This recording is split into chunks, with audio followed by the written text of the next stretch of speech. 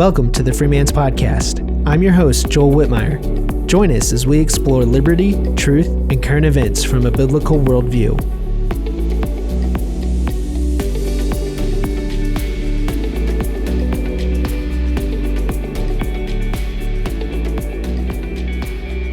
Well, welcome back, Cam. How you doing? I'm doing pretty good, Joel. How are you?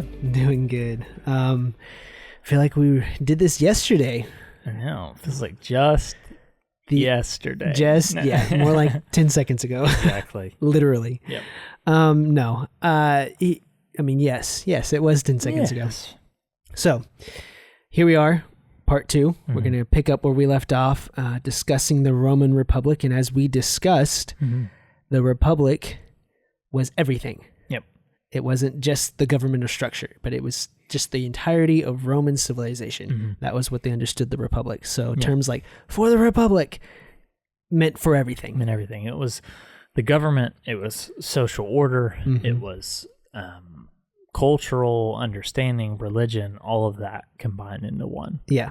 So just to kind of give a quick overview of what we talked about last time, we discussed just the founding fathers, how they did not want to rebuild a Roman Republic or an Athenian democracy. Yep. But they took inspirations, little seeds of good ideas that ended up failing because they just weren't thought through and weren't finished out for whatever reason. But they took those ideas and they took a lot of the terminology and they looked at other parts of history, especially a lot of stuff coming from the Reformation and from, can't stress how much, the Bible, the biblical principles, the English Bill of Rights, those types of things. And they were incorporating all these pieces together to go, we want to build a system that actually will be for free government. Mm-hmm. That is a government that's based on the consent of the people for the protection of the God-given rights and liberties of the people. Yeah. And so we talked about that. We kind of read some of the Federalist paper, Federalist number 9, read some paragraphs from there just to get an idea of that's really, really good stuff. I like that quite a bit. Yeah.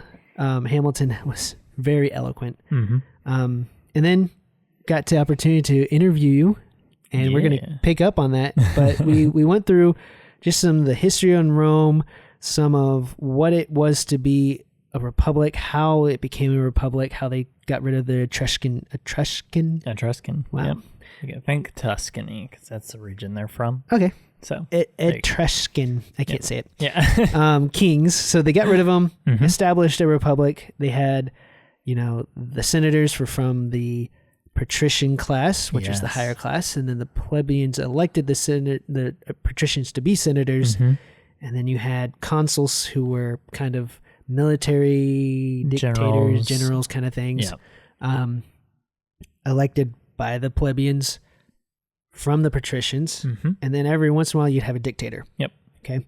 And then went from there, and we kind of talked about the conflict of orders, how they plebeians, the common folk, finally got the aristocracy, the patricians, to concede and give them basically an assembly that was a ratification, and then a role from that, the tribunes, which if you've ever watched Roman movies like Gladiator stuff, you hear like tribune this and patrician and senator. You hear these terms all the time in the movies. Sure. But the tribunes, which I didn't know this till you told us, they had the veto power. They could stand in the doorway of the Senate, and if they heard something they knew the plebeians. Yep. Man, it is hard. It's so much, dude. You're doing a great job. I just want to say. So the tribunes would stand in the doorway of the Senate, listening to what the Senate was discussing, and if he heard something that he knew the plebeians would not like, he just yelled veto, and it forced the stop. They could not talk about that subject anymore. Yep, 100%. All right, awesome. You got it, dude. Nailed it. Thanks, way to go. I have the benefit of an outline sitting in front of me, and I'm really Thankfully, we did it literally right before this, because as you and I both know with each other, we go away for 10 minutes, and then we're like, what just happened? What just happened, yes. Which is kind of why I wanted to run through it, because just sometimes people jump right in on part 2 and miss some of the stuff we talked about before, so I wanted to make sure they could hear it. So I do have an opening question for you. Oh, okay, good. Yes, I was going to ask one of you. Oh, were you? If you didn't have one. I kind of want to hear yours because mine's... It's kind of along the same line of thinking of the one I asked you in the beginning of the last episode. Interesting. I want to ask it, but I want to hear yours. Okay. Okay. All right. So here's my question. Yep. Who was your favorite Roman general? Roman general. Do you have one? That's a tough one because I'm not like military history is not what I focus on. Mine is much more like cultural and religious history. Sure. So that would be probably hard because I'm honestly not super familiar. Okay, fair. But I will throw 2 names out there if I can actually remember the second one. Okay. But there's a guy, you probably heard of him, Scipio Africanus. Yes, I have. I have heard of him. The only reason why I like him is because his name is freaking awesome. Scipio Africanus. Was he from the continent of Africa? Is that where he got that name? I think so. I think he's from Northern Africa. Well, no. I think this is actually that might be actually what it is. But if I'm remembering correctly, this is again my lack of military history. It's because he was responsible for, I believe, putting down the slave rebellion in Northern Africa, which is why he got the name. So not really a cool guy, is he? Well, depends on whose side of the slave rebellion you're on. Well, duh. Because he's lauded as, from the Roman, like senators and stuff, as a great general because he restores order. Right. And that, of course. So the Romans held him up. Yeah. But obviously the slaves or people probably was like, this guy's a jerk. Yeah. Because I feel like I remember correctly, he's from Spain. Okay. Well, cool.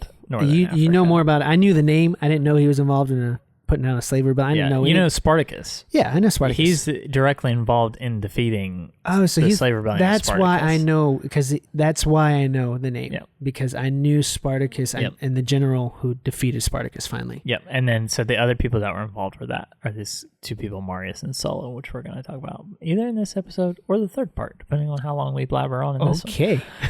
But blabber on. Wow. Now, everything that I just said about Scipio Africanus, someone is probably going to leave a detailed comment, like, that's not actually what it was. They don't look down on them. Don't patronize we need the audience to check us on some of this stuff. That's true. And we might be able to recheck what they said and check, like the checks and balances. Yep.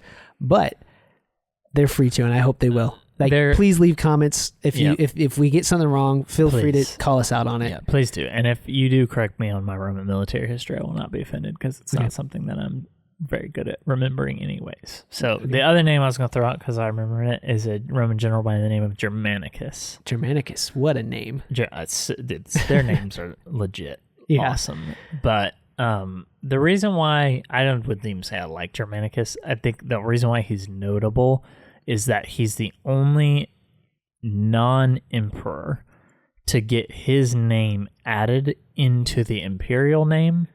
So Julius Caesar's first emperor, Gaius Julius Caesar. Right. That name gets extended to the divine Julius Caesar. After he dies, he's deified. Narcissist. Well, that's after he's dead. The Roman Senate deifies him.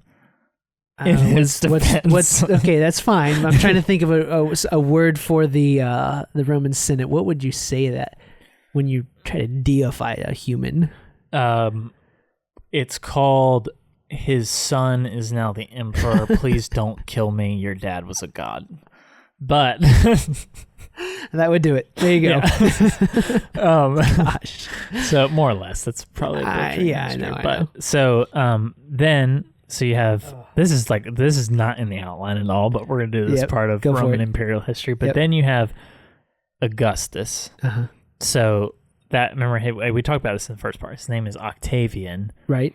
And then he's actually an adopted son of Gaius Julius Caesar. I actually remember that. So his name ends up becoming Octavian Gaius Julius Caesar Augustus. I think. I don't know. Again, these are like ones that you can look up the like exact things. Sure. But so, and then someone definitely look up what Augustus means because it has a significant meaning. But so then after he dies, he's called the divine Octavian Gaius Julius Caesar Augustus. Then after him, you have the Emperor Tiberius. Yep, which Tiberius, what a name. Yep. Terrible emperor. Yeah. He was the emperor most likely when Jesus was crucified. Terrible. Yeah. Which he probably didn't know about it, but that's probably not, but still. Yeah. Terrible guy. He actually was kind of the worst. But so then it keeps just adding on. Yeah. So because they get deified after they're gone, you add their name into it. Okay. But there's a general who is friends. He may have been technically related by marriage to Tiberius or Augustus. Okay. It's super convoluted, like the imperial family, because people are being adopted and you have intermarriages and all this stuff. But Germanicus gets added to that divine name. Wow. So it becomes like the divine Gaius Julius Caesar Augustus Germanicus Tiberius Caligula Nero, or Caligula, and then Claudius Nero. way more about it. I'm impressed that you actually could ramble that off. Yeah. So, but that's fascinating because now, do the U.S. presidents. Do it, U.S. presidents. Washington, Roosevelt. I'm just kidding. Okay, never mind. I know the first couple, but that's the only reason why I brought him up is because it's fascinating that he just gets his name thrown in there. He's considered such a good general in the eyes of the Romans that his name is added to the imperial name. So that's awesome. Well, I appreciate you going through that. I do want to hear your question, but I do have a Roman general real quick that I don't know a lot of the different ones, but I actually really like this guy. Okay. At least the little I know about him. Yeah. Somebody could come back and go, that guy was actually really messed up. And I'd be like, okay, cool. He's messed up. Yep. But his name was Belisarius. And it was from the late Roman Empire. In fact, it was after the Western Empire had fallen. He served Justinian. Yep. And he reconquered Northern Africa and the Italian peninsula and reconquered Rome. Like he just took it all back over. This is after the empire had flipped Christian. And so there's just a lot of cool things, but he was like, I don't know if he was ever defeated in battle. Wow. Which is crazy. That's really cool. Yeah. So I just thought when I went through there's some YouTube videos. I wish I could remember the guys who did them, or I give them credit for it. But it was just fascinating history to just learn about the different battles and stuff he had to overcome. Yeah, and so many really different people groups he was fighting.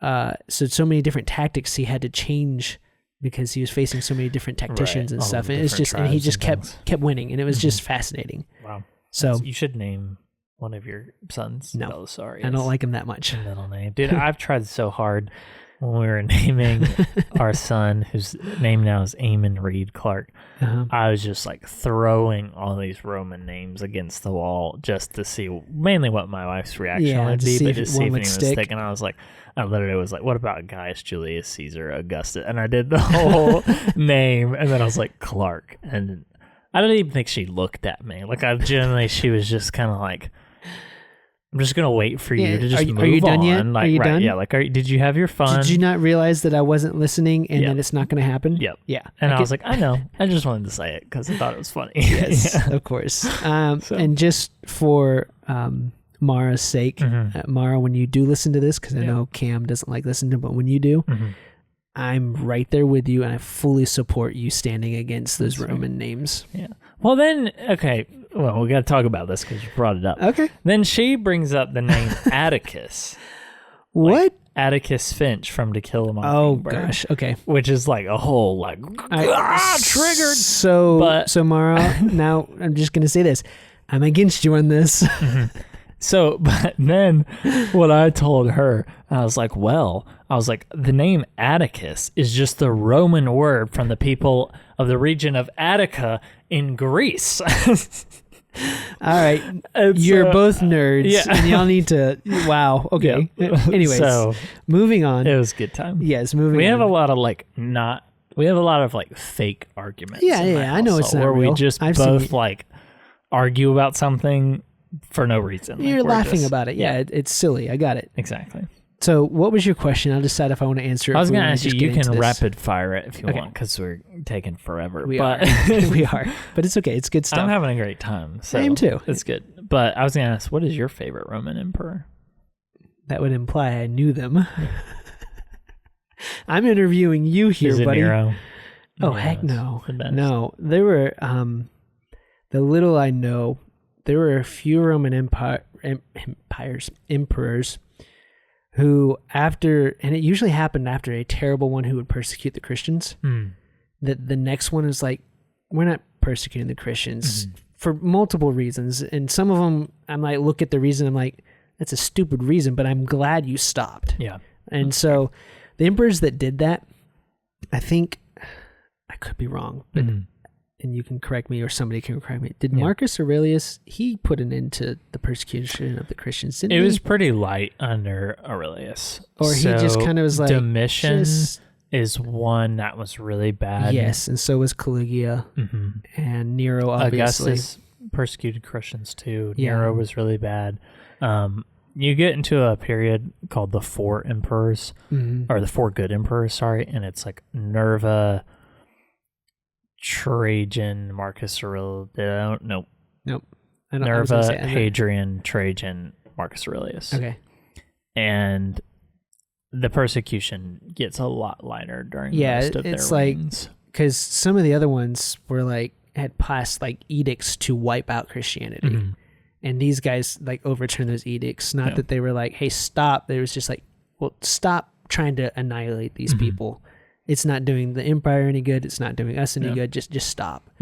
And so the ones that did that, those are the ones I can like those guys. Appreciate. Not that I like them. I don't know enough about them. But and then, you know, after the Rome flipped Christian, I'm going to put that in air quotes because I think by and large a lot of people did turn to Christianity at that time. But emperors, it's iffy if they actually really did or if it was political expedience. And so... But I think some of them were. Okay, so here we go. New podcast topic. You're actually not here to talk about the Roman Republic. We're going to talk about, we're not here to talk about the Roman Republic. What are your thoughts on Constantine, Joel? Okay, that is a different topic for a different day. I have a lot of mixed feelings that I don't want to antagonize. Yeah, no, let's potential listeners. We should maybe do that as an episode, though. We should do I think that would be fun. Yeah, I think I'm going to leave that on you though to come up with the information, just like on this one, because that one though, I have a lot of mixed, strong opinions because of things I have learned, and I want to delve and dig deeper into it before I started yapping about it. Yeah, so that would be fun. Yeah, but anyway, so. Talking about Christianity and the way these Roman emperors persecuted it, we're going to take a little bit of a sidestep from that, segue into the Roman Republic, so before the empire, before Christianity. How did the Roman religion work? Like, how did it work? What was it? Yeah. So, this is the stuff that I get really excited about, is Roman culture, Roman religion. And so, oftentimes we refer to Roman, Egyptian, Greek, Norse as pagan religions. Yeah. Which I don't necessarily think there's anything particularly wrong with that about that, but a more perhaps accurate or specific word that could be used would be the word animistic. Okay. So I don't think I've ever heard that word. Animistic would be the idea. Essentially, there's that word again. Yeah. Or effectively, everything is spiritual. Okay. So, whereas we in sort of like Judeo-Christian traditions, if you even want to say Abrahamic traditions, is the idea that you have God created nature, but God is not nature. Yeah, you may see God reflected in nature, but he's not in nature. Right, he's not a part of it. And I think, I'm glad you said that, because I didn't know that was the term for it, but I definitely have known about that. That was like Aristotle and Plato, they all looked at it as all the gods and little g gods, of course, and nature. It was all made out of one stuff, right? It's one, 100%. And so like the examples of this are like, in the practical things, right, is like, if you say you're a Roman, you owned a farm right, and you were going to like plow a plot of land that you had yet to do that, there were certain libations, rituals, and prayers that you had to offer up to a god that you may not even know the name of. Wow. But you would pray in advance for that plot of land, essentially trying to propitiate any god that you may upset by doing so. So it's quite literally everything is a god. Like if there's a stream of water, there's a god, there's a spirit behind that, like a literal spiritual being that is that river. The sky, the sun, like every single part of nature and aspect of reality has some type of spiritual being behind it. That's crazy. Some bigger, some smaller. Yeah. You know, the sun is Apollo. Apollo's a really big deal in ancient Roman and Greek religion. Is like he's one of the big ones, right? You have, and this kind of leads into the next point that I was going to make is that it is not in any stretch, shape, or form whatsoever an overreach to say that Roman religion and Greek religion are one and the same. Okay. And I want to just touch on that for just a moment because another buddy of mine has, and this is a discussion we had a long time ago, so I might not remember it all correctly, but he loved studying this kind of stuff, and he just brought up one time that when Rome conquered the Greek city-states and the whole Greek peninsula or whatever that area is called, I forget. The Peloponnese. Yeah. When they did that, they basically looked at Greek culture as like, we like this, we don't really have a culture, we're going to take this. And they basically just adopted Greek culture. Yeah, and so that is a accurate description of how the Romans felt about Greece. Okay. It wouldn't, like timeline-wise, it's backwards because they don't actually annex Greece until later, until like the 80s BC. Wow, that is late. Yeah. The sort of general historical theory of how this synchronization of religions came to be is that there is like a mass migration of the Greek peoples. Okay. Very early on. I'm going to save using the dates, but we're talking like 800 and past BC. Oh, wow. So very, very long time ago, where you have the Greek peoples from the Peloponnesian coast start expanding, migrating. They figure out sea trade, so they start building boats and start going to places. Yeah. And a mass population of them migrate to southern Italy and like Sicily. Right.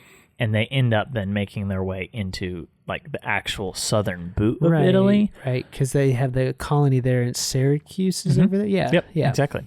So you have all these Greek-speaking peoples, Greek cultures, and the running theory goes is that you have this older culture, the Villanovans, which I mentioned in the first episode. Yeah. There's plenty of archaeological evidence to suggest that these people existed. Okay. And their culture is very similar to Roman culture, but it's different. Like there's enough distinctive markers that they're like, they're not Romans or they're not Etruscans, importantly. Yeah. The idea is that you have them in the northern part of Italy and the Greeks in the southern begin to interact with each other and blend with each other. Okay. And so the Greek culture is kind of already blending there. Got it. Yep. And then it's very murky of like when this happens, like do they just eventually, the people that are the Romans just say, yep, it's our religion, but they literally adopt, like there's a 1-for-1 for all of the main Greek pantheon of gods, like on Mount Olympus, there's a 1-for-1 counterpart in Rome. Do they have the same names or? They do not have the same names. Okay. So you have like Zeus in Greek mythology is sort of like the ruler over the gods. Jupiter in Rome. Okay. So same role, different name. Yep. Same role, different name. They function the same way effectively. There's plenty of plays that are put on within Roman culture and stories that are written about these gods, and they operate and act in the same way that their Greek counterparts do. Okay, got it. And so, like I said, it's not an overreach at all to say that like they're literally the same. In fact, this is another real random piece of trivia for you. Hey, that's what we're here for now. Yeah. So all of the planets in our solar system are named after the Roman gods. Right. Right. So you have Mercury, Venus, Mars, Jupiter, Saturn, Neptune, Uranus, and they're all named after the Roman gods. Jupiter is the largest planet in the solar system, named after Jupiter, basically Zeus.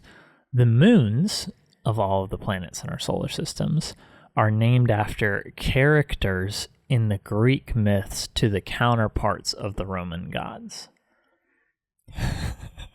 Okay. Yeah. Golly. Yeah. There's a little astrophysicist history for you there. Yeah, especially since the Romans and Greeks couldn't see the moons. So that means somebody later on named them that. Yes. So we adopt that as like a fun way of like keeping this Western I figured it was history. Yeah. Although they do have names, like they call like Venus, like they could see Venus in the sky, like they name it Venus. Yeah, no, when it appears I know they in can the sky. see right. Yeah.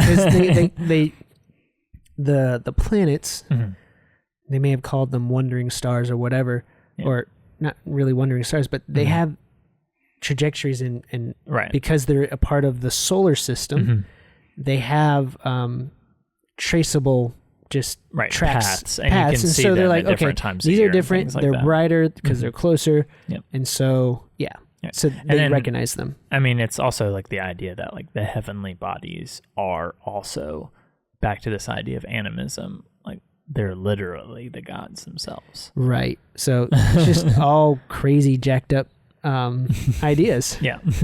So that's kind of, again, this idea of syncretism or syncretism between Greek and Roman religion. Another key component of Roman religion, we talked about the sacrifices. So we talked about how like literally everything, like there's a duty, there's a order with which you are supposed to give sacrifice, tribute, whatever, in every aspect of your life. Right. We talked about the fact that Greek religion, Roman religion, one and the same. So if you want to know a lot about Roman myths, you can read the Greek myths and think like the Romans believe this too, for the most part. So here's a question. This might be a little bit of a dark question. Nice. Not really. The sacrifices that the Romans made, it was just animals, or did they do human sacrifice?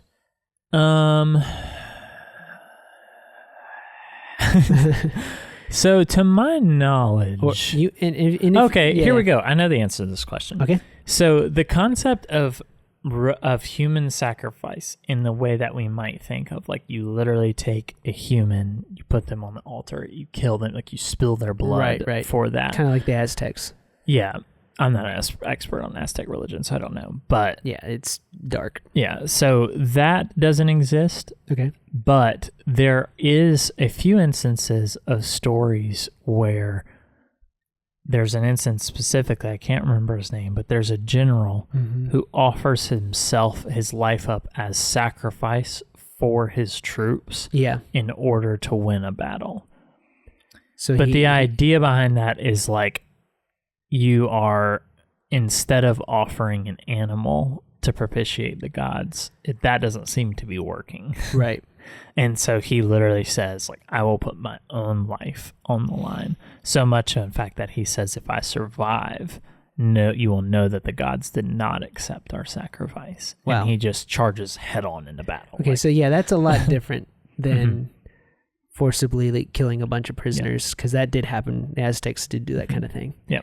So the reason I asked that is because that's what I understood is that they didn't do child sacrifice or human sacrifice or anything like that. And just a little bit of a tangent here, because we're talking about these pagan religions. Yeah. In the early days of the Roman Republic, early-ish days, I forget the time period, but it's when Carthage was also a massive republic, two powerhouses in the Mediterranean. Yep.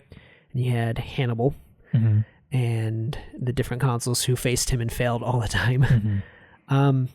Yeah, he was legit. Yeah. Hannibal came from the Carthage republic that was descendants of the people of Tyre.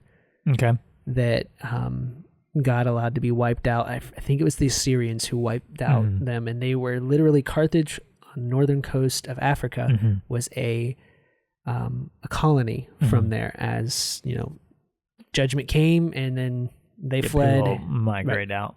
So they were a very economic powerhouse, and them in Rome were constantly fighting over trade routes and turf and stuff, and it finally came to blows where Hannibal's like, we either destroy Rome or they're going to destroy us. Yeah, you have the 2 Punic Wars that are fought over that. Yes, exactly. And so here's my theory. Okay. This is going to be spicy, I can tell. It's going to be spicy, but let's go. Yeah. Yeah. Rome didn't do child sacrifice, didn't do human sacrifice. Yeah. Carthage did. Mm-hmm. And you see which one the Lord completely just being sovereign and ruler, like we talked about in the last episode, over everything. He's ruler of everything, and he is just. Child sacrifice does not sit with him. No. And Rome is still there. Mm-hmm. Carthage literally was razed, R-A-Z-E-D, like with a razor, to the ground, and they salted the earth. Mm-hmm. That way nothing would ever grow there again. Yep. Just saying. Mm-hmm. That is... And there are so many things that led to the fall of Carthage, and we're not going to get into that, and how the Carthage Senate, or whatever they called it, but is essentially the same kind of thing, didn't support Hannibal because Hannibal would have won. Mm-hmm. He really would have. He had the support and the what he needed from them. Yeah. But it just all fell through. And right. The Romans literally roll in there and they kill everybody. Yeah. And enslave the rest. Right. Yep. And so you have all that. And I just thought that was an interesting point of, it's not that the Romans' religion was like pleasing to God, but it wasn't that. Yeah. Yeah. I don't know personally. I think I agree 100% about child sacrifice. I think there's a special place in God's heart for children. Yeah. Just the innocent. Right. And I think that just probably breaks his heart as much or more than anything in the world. And I don't know how he judges nations. That's fair. And I'm not trying to speak for him in that way, right? I just looking at a pattern throughout Scripture. Right. Because when you read in like the Old Testament, when the kings of Judah or Israel turned so far away from Yahweh, that the words he uses to describe when they start sacrificing their children, and they start worshiping Molech, and so like it is abominable. Like he uses such vehement language, and then he annihilates them for it. Yeah, and it's so you just see a pattern of God's justice towards that kind of evil for sure. And I'm just saying what I was trying to say in all that is I'm not trying to speak for God why he did it, because there are multiple reasons. God is infinite and all wise. I'm not. Yeah. But that looks like a glaring, like, here's an incident. He does not like this. And God took care of it kind of thing is what just seeing a pattern. Sure. If I can call it a pattern. I don't know if I can. But just seeing it happen again. No. Yeah. Okay? Yeah, no, I mean, I think, for sure. So going on from there. Tangent. I love it. Getting spicy. Yeah. So what are some of the most important values of the Roman culture? Yeah. So there's a lot of different things that compose sort of these, it's fascinating because Rome has values in mind that they think about, that they're like, these are what's important to us. They're aware of it. They become self-aware to a certain extent. So for better or for worse. I've heard this term before, and maybe it's not the same thing, but the Roman virtues, is this the kind of the same idea? Yep, same idea. Okay. So we're not going to get into all of them. I'm just going to hit on a couple ones that I think are really key or important. So the most important probably value of all Roman society is the idea of pietas. Pietas. And that, the most literal basic translation of that is duty. Okay. So as a Roman citizen, you are expected to uphold the idea of your duty to Rome and to your fellow citizens. So it goes back to this idea of the republic, the res publica, which we talked about in the last episode, the public thing, right? Where each Roman citizen is a part of that larger institution. Yeah. Right. The idea of public and private life is not a concept in Roman culture. Your life belongs to the Roman Republic. Gotcha. And pietas is how that is exemplified. So There's a really, really famous story of Horatius at the bridge. You've probably heard of this. Most people have, even if they don't know anything about Roman history. Yep. The very brief, like bare bones version of the story is that the Etruscans are coming to invade Rome. They're getting ready to cross the bridge over the Tiber River to enter into Rome. And Horatius is the only, well, it's him and two other guys, but he's the only one that's mattered because the story's named after him. But they tell everyone else that's there, the other soldiers, they say, chop down, burn down the bridge, whatever you have to do. And he goes with himself and these two other guys, and supposedly, we don't really know if this actually happened, single-handedly finned off the entire Etruscan force long enough for the bridge to be destroyed.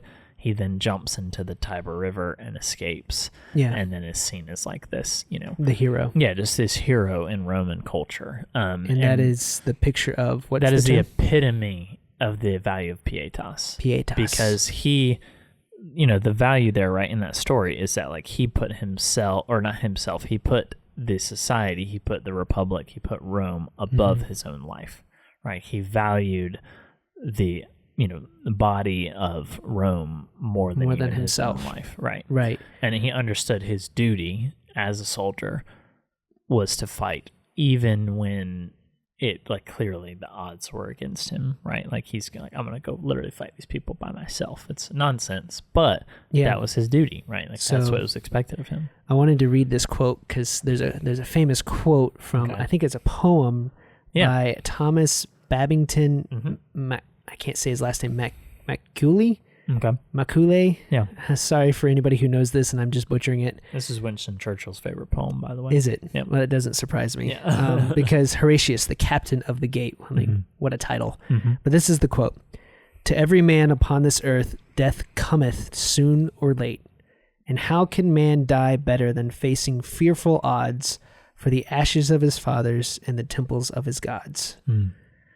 And I would just tweak that last part to his God, the one true God, the big G God. But honestly, facing fearful odds and dying for something worth dying for. Yeah, 100%.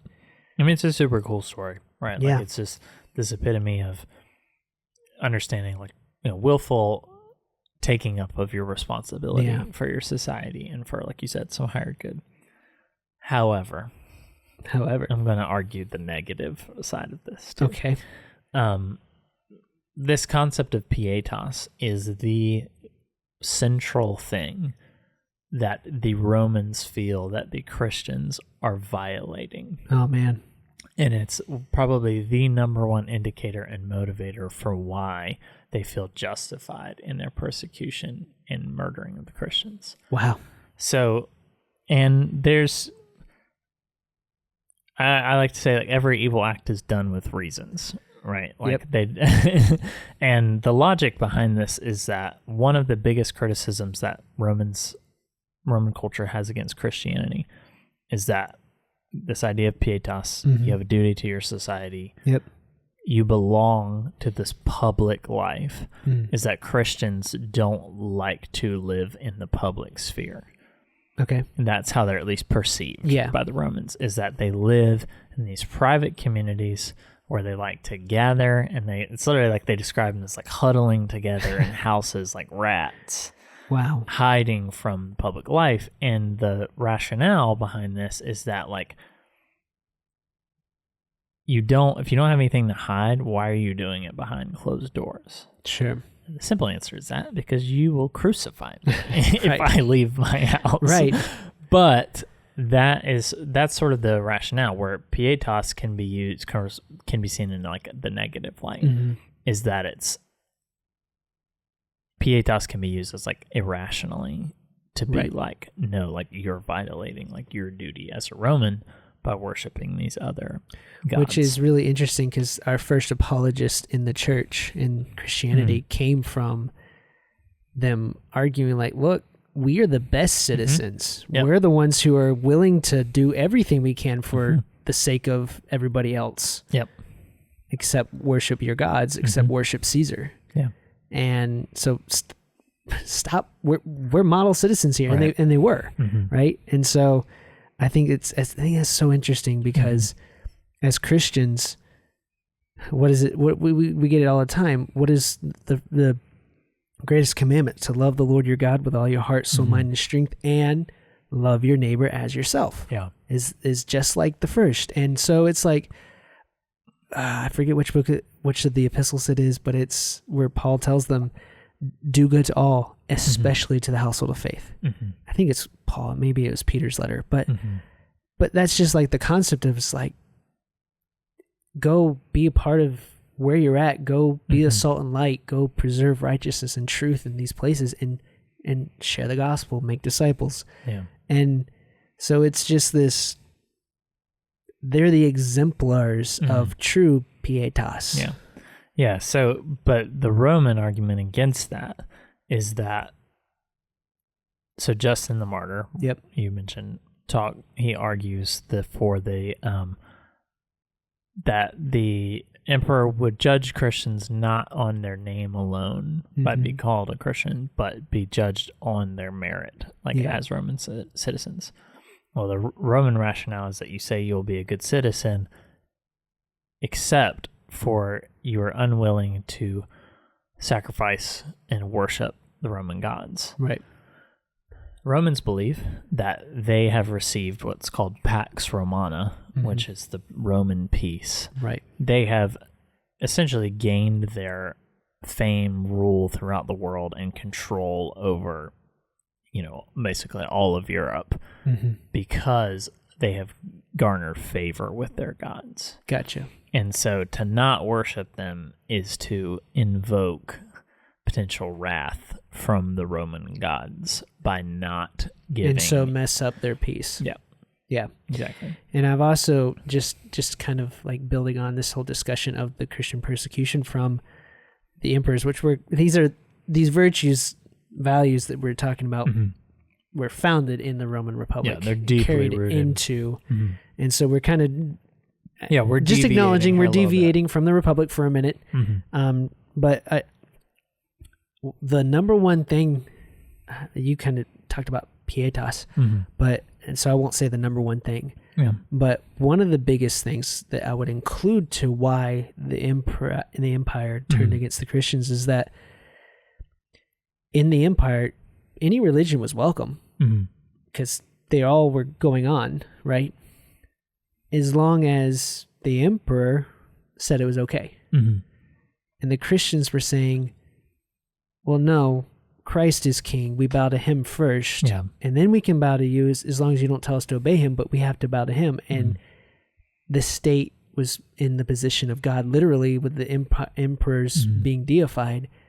And so they were wanting to have that control. It was like, no, we say it. And the Christians were like, no, Christ says it. Yeah. And so it's this picture, and think about the different empires after the Roman Empire, the Nazis, the Soviets, just this whole turn on Christianity where they want the state to be God, little g God, and they want to have all control, all power. It's the same thing that the emperors were doing. Yeah. And that's why one of their first things they do is they attack the Bible. They attack Christianity, is because this might be controversial, but I think it's true. Christ is King of Kings and Lord of Lords. He is the biggest threat to earthly tyrants. Yeah.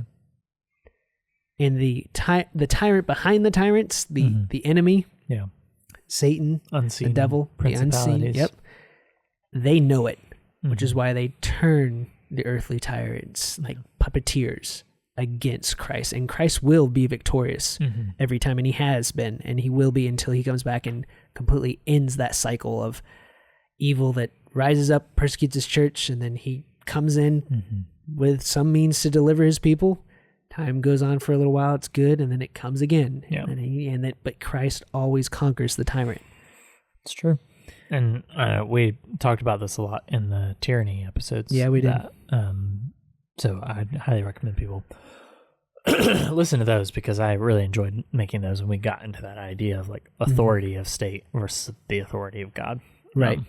That's really good. But so moving on to, so that's Pietas? Pietas. Yeah. Or something like that. Latin is an unspoken dead language. Right. So no one knows how to actually say it. But well, good. Maybe I am saying it right. All these words I've been messing up tonight. I'm doing my best. There we go. So another really important one, we'll touch on this one briefly because it's related to pietas, but it's dignitas. Mm-hmm. The best way to think of that is like social decorum. Dignity comes from that, I'm sure. Exactly. It does, exactly. So, like a very quickly example is that there's also a long list of values that were placed on women. So there's like these ideas of like how you're supposed to act. And one way you may exemplify dignitas if you're a patrician woman is that there are specific topics of conversation that you were like supposed to talk about and some that you were not supposed to talk about. Gotcha. So like if you were the wife of a Roman dignitary, you weren't supposed to talk about politics in public. Gotcha. But there were like other things that you could talk about. And that's like, I know that is like a controversial thing that's brought up, but that's like we're a not good saying example. That's a good thing. Right. It's just, that's the way it was, right? Yeah, that's the way it was. And that's just one specific example because all classes, all types of people in society had these concepts of dignitas of like, this is how you're supposed to act in society. The social norms. The social norms, exactly. Right. Moving on to the next one, there's potestas, which is pretty cool. This one, potestas literally just means power.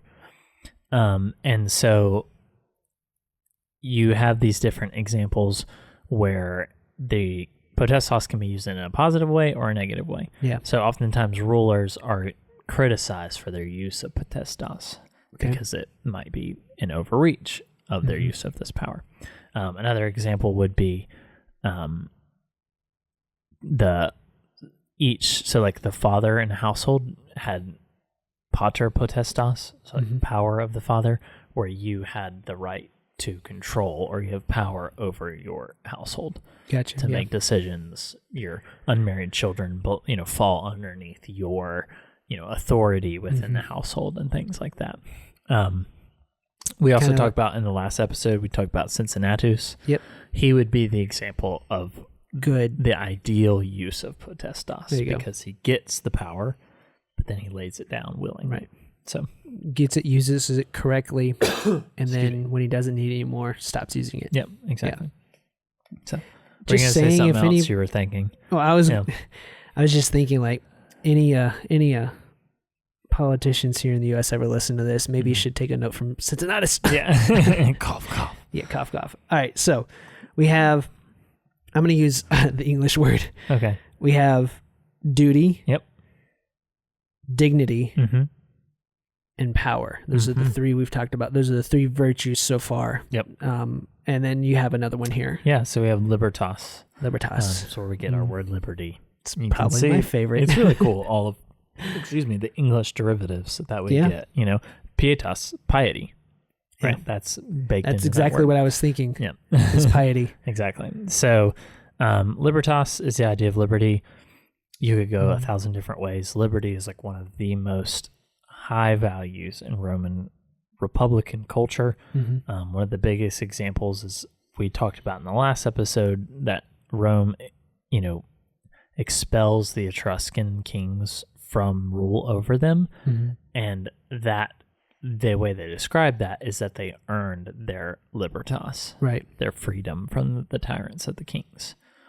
And became their own masters, essentially. With the Republic. And so that's kind of the idea of the Republic, right, is that you living in the Republic guarantees the libertas of every,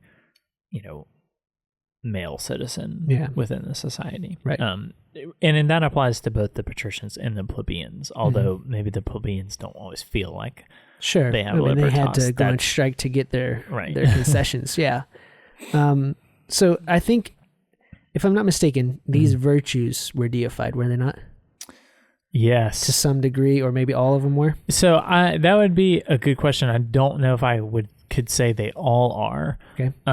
But so another really common one people know is veritas, which means truth. Veritas is the goddess of truth. Okay. So that's what you're getting at there. Right. Is this idea that there's oftentimes deities behind these values. Yeah, and I just think like... Excuse me.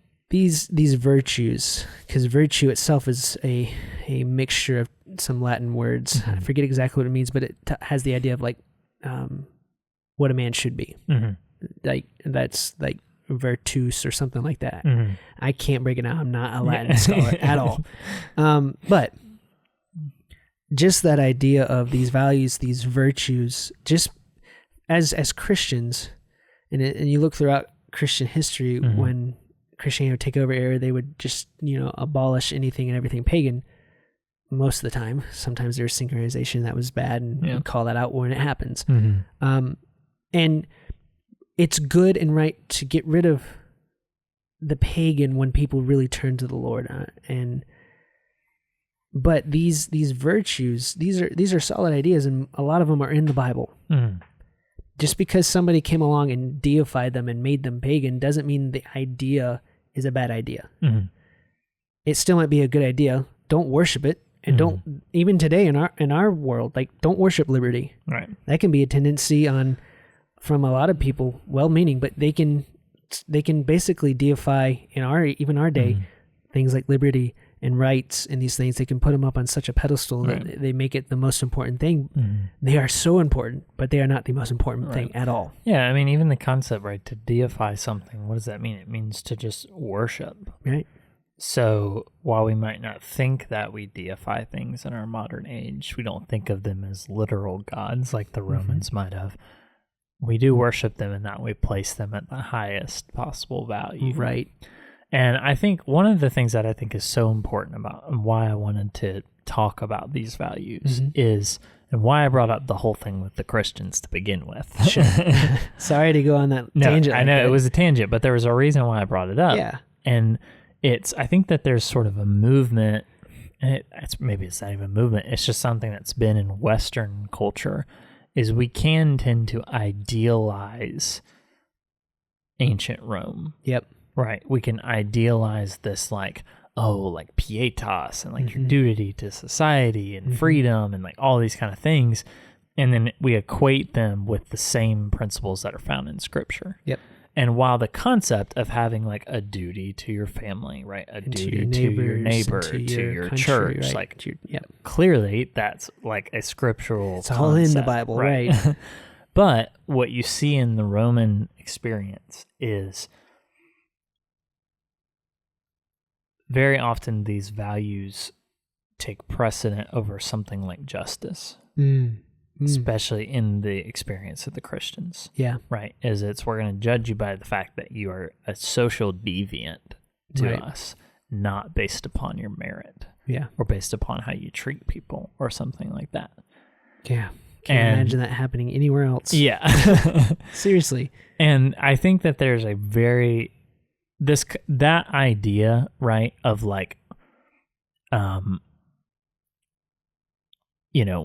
whatever you want to call it, but having these sort of social values and social norms and putting such a high value on them that you're willing to ostracize people or even in like extreme cases commit violence towards people. That's not a uniquely Roman thing. That's a part of the human sinful condition. Yes, it's human sinful nature. And I think I'm glad you said that, because we don't need to idealize Rome. The founders didn't. We read the words in the last episode of the horror that they witnessed, and if you go read this history, it's horrific. Yeah, right. It's rough. And so it's like, I know I kind of said it sarcastically a second ago, but look at all it's happened here. Like, I love this country.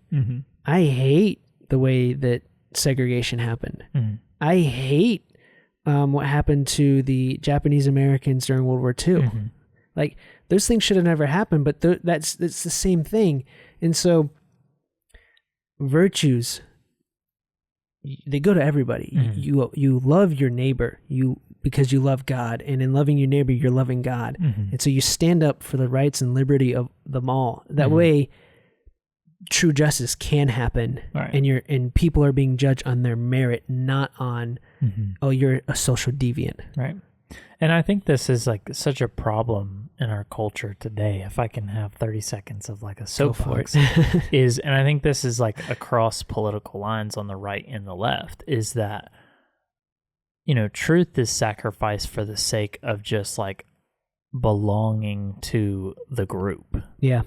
And it's like, on like the liberal side of things, it's like, oh, if you're not up with like the hit liberal ideology, and like if you're not like hyper inclusive, you know what I mean? Like to the point where it's like, say that again. Yeah, like nauseating, and it's not like true inclusion out of love, but just like this weird arbitrary idea of inclusion where everybody tribalism. Right. And it's 100% tribalism. Yeah. But it's like you see that on the left side of things is like this radical just sacrifice common sense or the ability to even have conversations about things because that's like not cool, right? Mm-hmm. Or the idea of like cancel culture is it's like you can't even bring up an idea without then being like, no, you need to be socially shunned.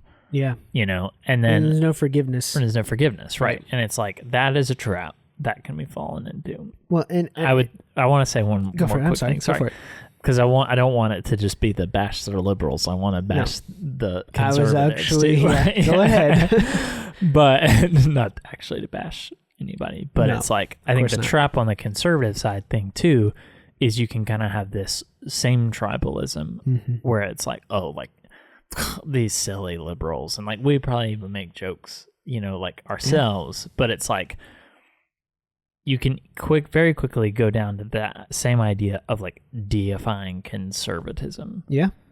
As opposed to just being like, no, like I stand for justice, mercy, truth, right? God's word, dignity, duty, honor. Yep. No, absolutely. And I'm glad you said that because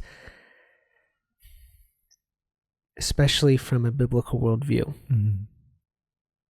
how we approach others, whether they're on the left or the right, wherever they're at. Yep. Obviously, there's what we talk about these things.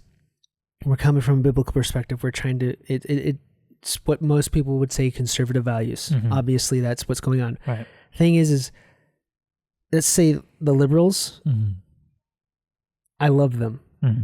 I want them to come to what I believe to be the truth. And I would love to have the discussion with them to just talk about it. And I do have some friends that I get to talk to every once in a while. And you know who I'm talking about.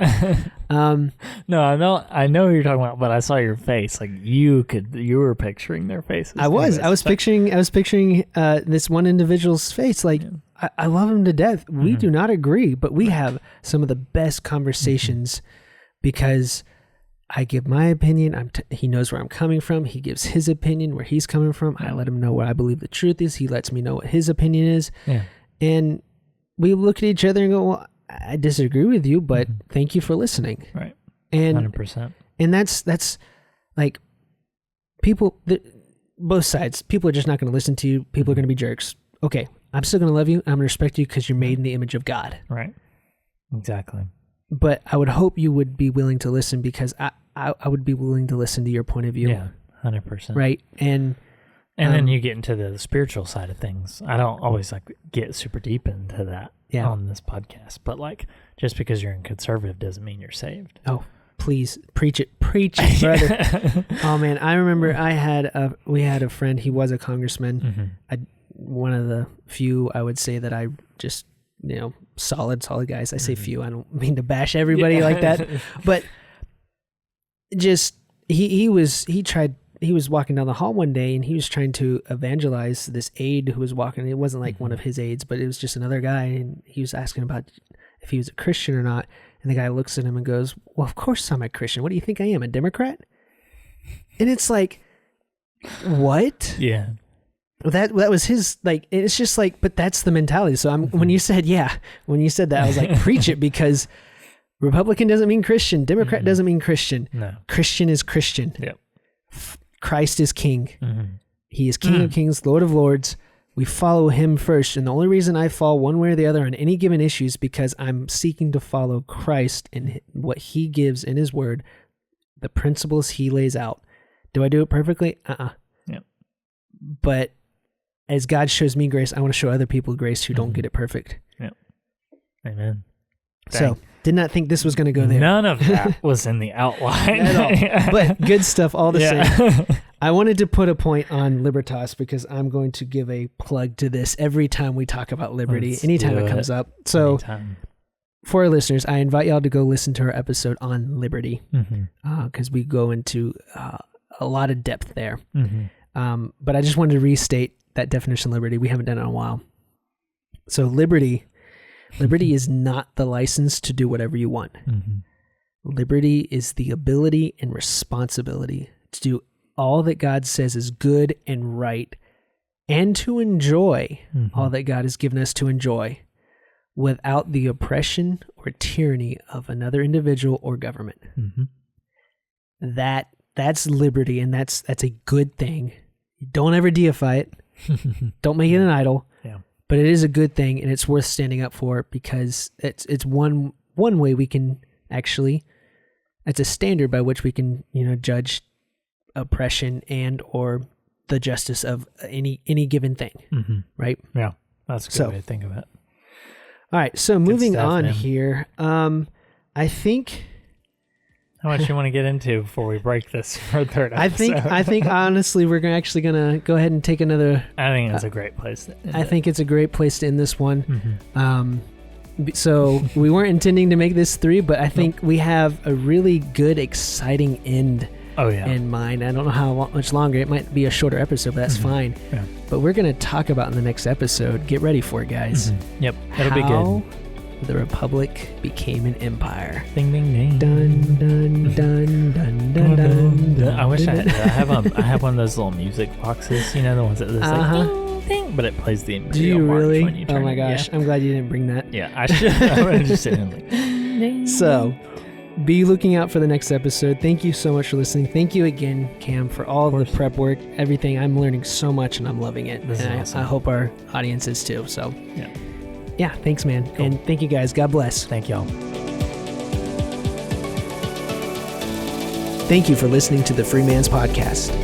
Be sure to like and subscribe for more great episodes coming your way soon. For more information and to sign up for exclusive bonus content, you can visit our website, thefreemanspodcast.com. Thanks again for listening, and God bless y'all.